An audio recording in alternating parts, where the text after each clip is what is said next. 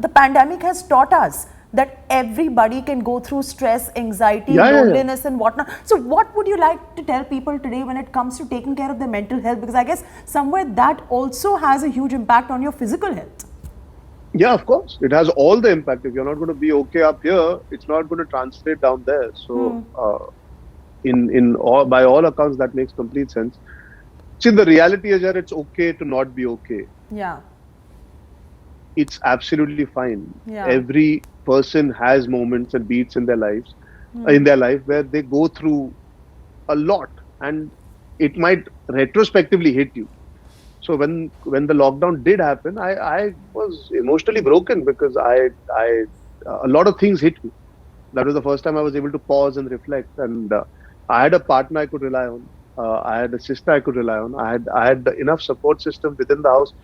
Even if I had to break down, and emotionally breaking down for a man is perceived to be to mard ho. How can you showcase emotion? Well, I'm so glad you actually said that. It's a sign of strength. Yeah, it is a sign of strength. Yeah. So I feel letting go, letting it out, talking about it. Sometimes you have to just let go. You know, it's very difficult. And I cannot give it. I would like to say it and underline it that mental health is a real problem. If it means meditating, if it means going the distance to feel secure enough that you can share your deep, dark inner secrets and fears with a therapist. Yeah. It is allowed.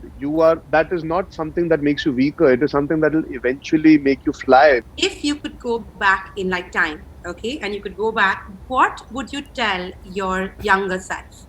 What kind of advice would you give to your younger self? Smile more. And also, I was very sarcastic earlier, which I realized a lot of people don't get. True. You know, deadpan sarcasm. Yeah. So I realized that I can do that with you off camera and you would get it, but on camera, which I realized very early. I mean, just because I didn't come all happy and yay, and I would then I promoted with Ranveer and I realized Ranveer is only that. So Ranveer is just like.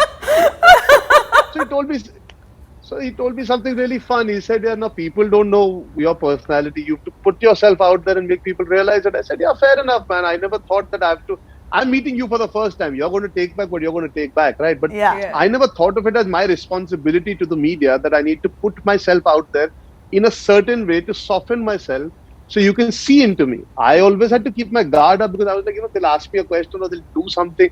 It was very... I get it. All right, now to the fun stuff. I think Nandini would be best to give you a small rapid fire quizzer. Nandini, go into it. All right. Arjun, who was your very first crush? He's just like, he's thinking. You can't think.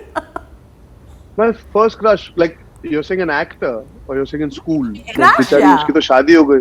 जो school में थी उसकी बेचारी की शादी हो गई. अब क्या बोलूं? अरे एक लड़की को देखा पसंद आ गई वैसे क्रश. हाँ स्कूल में थी वो there was a girl called Seema and there was another girl called Nandini. I just took a chance and crushed on both of them at the same time पर दोनों ने हाँ नहीं बोला था like. I hope they are hearing today and they'll be regretting it कि हाँ नहीं बोला उस वक्त. इतना लंबा. Sorry? No, I said if they're regretting it today, I would say इतना लंबा relationship कहाँ निभा पाता था बेचारा. They're better off if they never they are.